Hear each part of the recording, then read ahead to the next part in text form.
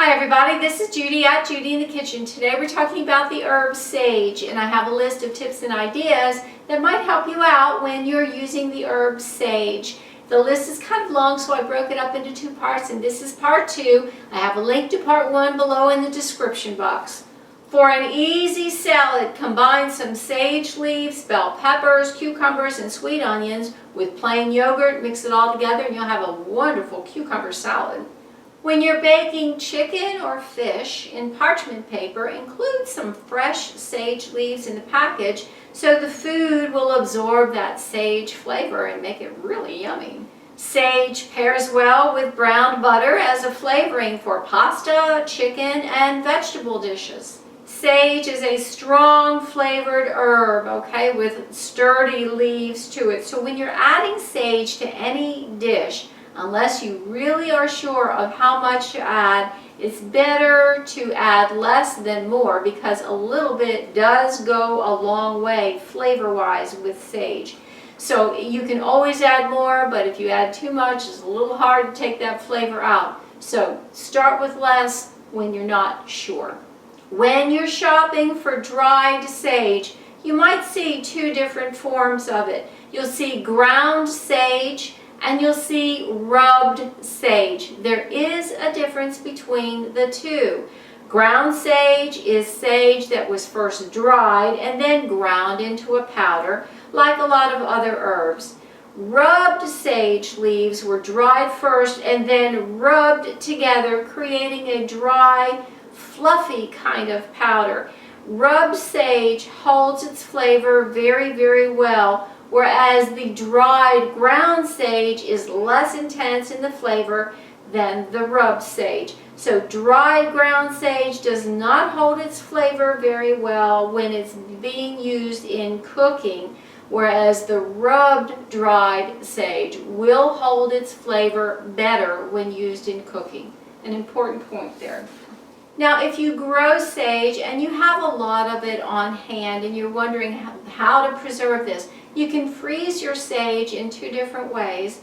One way would be first to wash the leaves off, of course, and then chop them into small pieces and then put a measured amount in the little cups in an ice cube tray and then cover that with water and freeze it. Once it's frozen, transfer them to a freezer bag or a freezer container of your choice, and then use those ice cubes in beverages or soups or stews. With you're having a measured amount in there, you'll know exactly how much sage you're adding with each cube.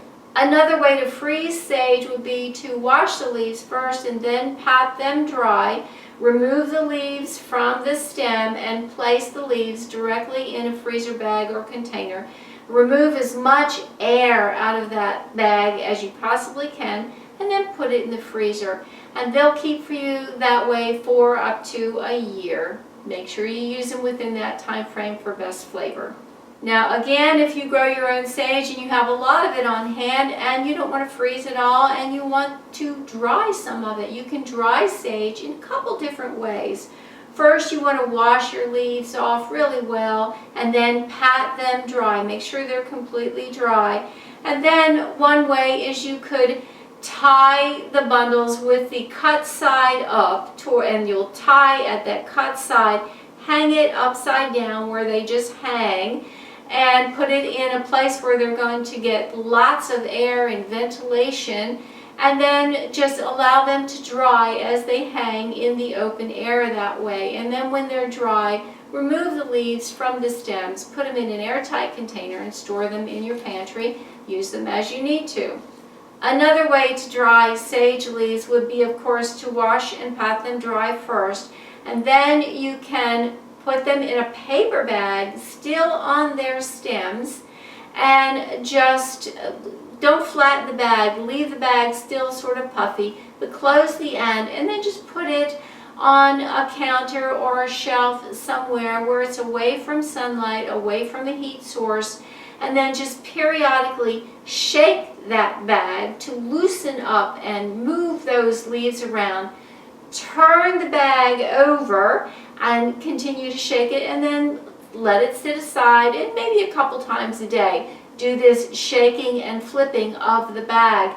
And then check it periodically, and then when they're completely dry, then remove the leaves from the stems and then store it again in an airtight container.